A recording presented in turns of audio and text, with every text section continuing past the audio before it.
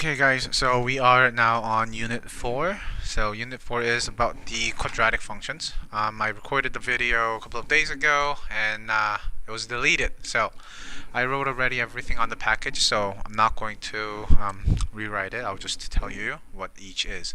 So the first thing we are going to see is what is the relation.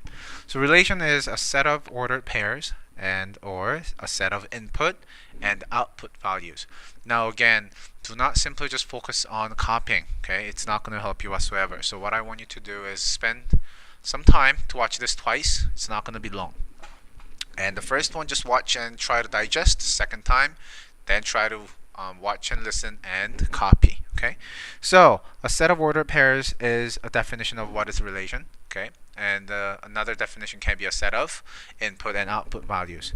And it can be represented in three ways. Now the first one is equations, set of ordered pairs, and the third one will be in terms of a graph. Now try not to copy the functions and not a function here yet, okay? We're gonna come to that point a bit later. Now then, what is a function? Now function is a special case of a relation, and the reason why this is a special case is because only one x value for one y value. So remember that it's extremely important, okay? One x value for one y value. That's the key, okay? So one x value for one y value. Now then, let's take a look at the examples, okay? So if you have the ordered pairs, take a look at each ordered pair. I have negative 1x dx, negative 3s dx, positive 6s dx, positive 8. There is no other x values, okay? So each x value now, okay, negative 1, 3, 6, 8 is for one y value, which is 3, 5, 9, and 2, okay? So yes, this is a function, okay? Then let's take a look at the graph. Now in terms of graph, I was actually going to introduce it later. I copied it in the back, but I'm going to introduce it here again. So if you have a graph, we do straight line test, okay? Straight vertical line test. So what it is, okay, you will be able to copy it later. I wrote it on the back. So what this is this. When you draw a straight line through the graph, okay, any straight line, doesn't really matter, anywhere, then that straight vertical line only passes through the graph once. So in this case, any straight line vertical way passes this parabola once. Therefore, this is a function, okay? So a vertical, since vertical straight line passes the graph only once everywhere, okay? Now then, let's take a look at the equation. Now equation is a bit tricky part, okay? Equation is a bit tricky part. It is a function. Now just ignore this.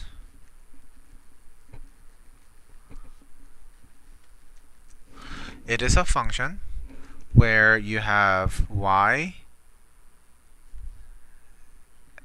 with the exponent of 1, okay? And no plus minus. You will see what this means a bit later, okay?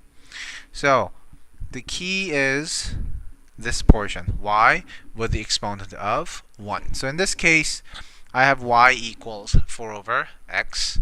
Now what is the power of the y? It is 1, so it is a function, okay? So it is a function. Sorry for the messiness, okay? Sorry for the messiness. I only have one package now, that's why. Now, then let's move on to example 1 again, okay? So let's take a look at the equations. Remember, for the equations, in order to see whether it is a function or not, we need to see whether the power of the y is 1 or not. I have power of 1, therefore it is a function. I have power of 2, it is not a function. I have power of 1 here, it is a function, okay? Now, set of ordered pairs. Let's take a look at the first one. I have the x values for 2, 5, 4, and 4. And what I do is this. I simply just put x in a big circle or oval shape and y. And I put all the x values, 2, 5, and then 4. Now, the second one I have the y values, 3, 0, 1, and 2. So, and then you put the arrows to corresponding ordered pairs. Now, 2 is with 3. Okay, so 2 is with 3. 5 is with 0. Okay, 5 is with 0. Now, 4 is with 1, but 4 is also with 2. One x value is not with only one y value. It's now actually the 2. So, if you have x and value and with the 2 arrows going into the y, that's not a function. Okay, so it was the first one. Now the second one, I'm not going to do it with you. Okay, you can actually simply try it on your own. However, this is a function. Okay, then the last thing, the graph. Well, if I draw a straight line here, here, here, anywhere passing through the graph, there is at least one location that it passes through the graph more than once. Therefore, it's not a function. It is just a relation. Okay.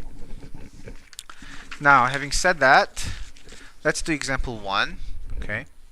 Now, since we have y to the power of 2, we call it y squared. Hopefully, everyone can see it. Hopefully, it's bright enough.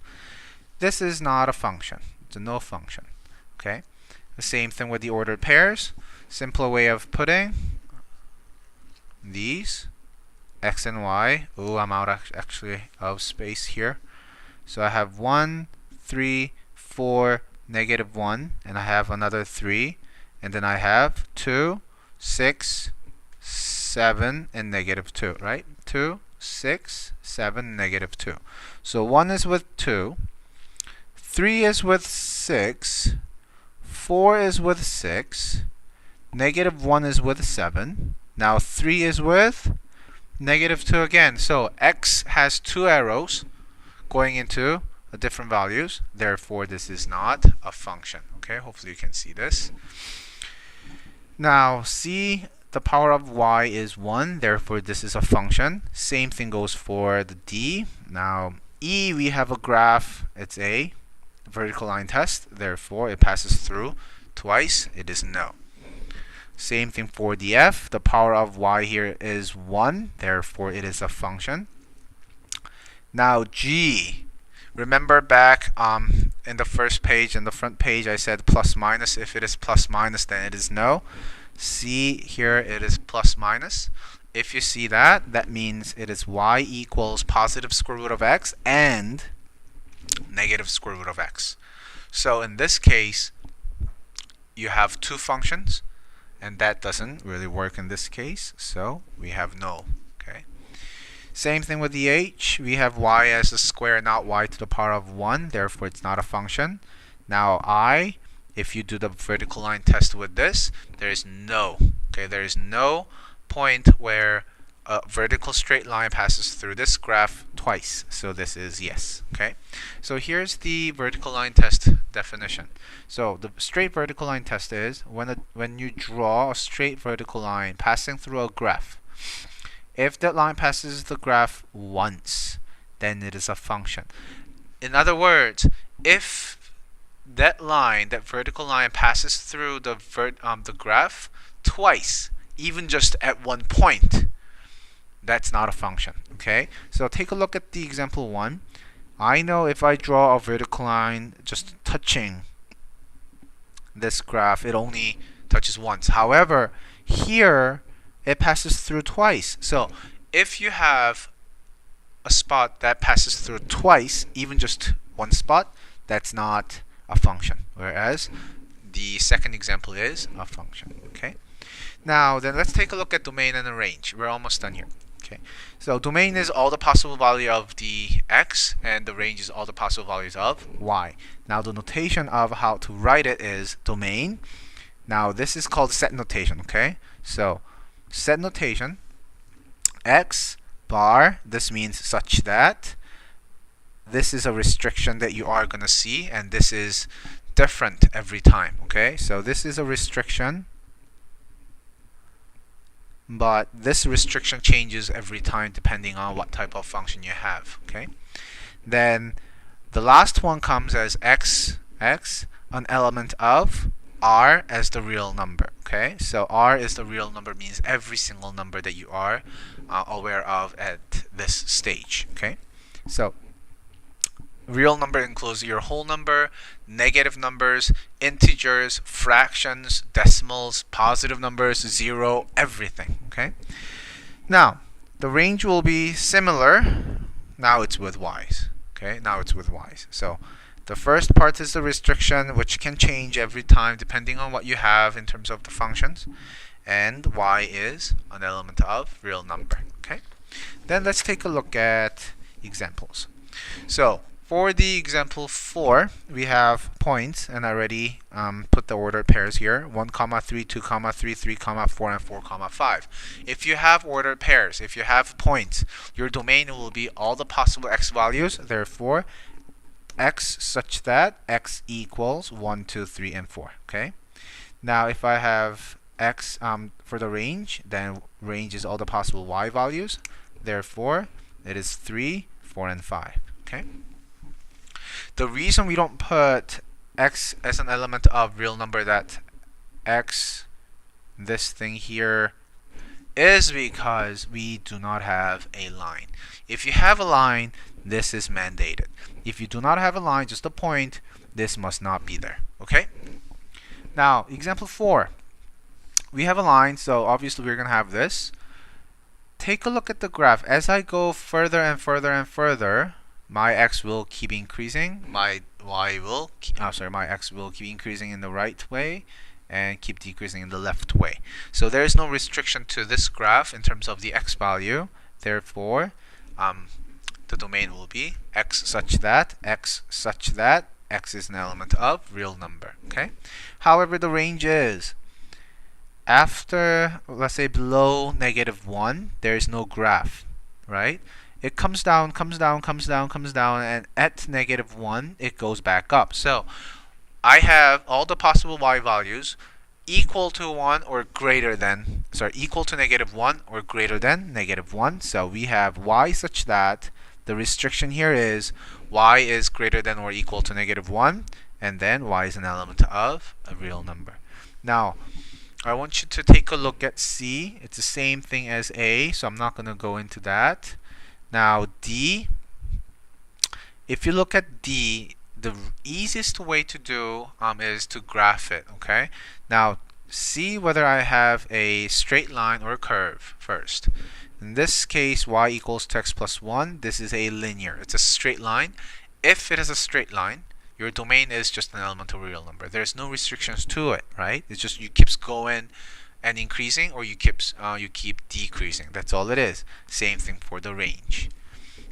Now the circle wise, you just follow the graph and just look at the x values from +3. If I just follow along the graph, my x value decreases to -3. However, after that point, it comes back up to +3. So the restriction to this circle, this x value, this domain is -3 and +3. So how do I write it? X such that x is greater than or equal to -3 and less than or equal to +3. Okay? And since this is a line, we put x is an element of real number. Same thing goes for the range. So when I'm looking at the graph and following along the graph, look at the y values.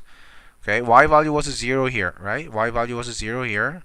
Now I go up, I have 3, and then I come back down to 0, and then I go down to -3, I come back up to 0, and it just keeps happening, right? Since it's a circle.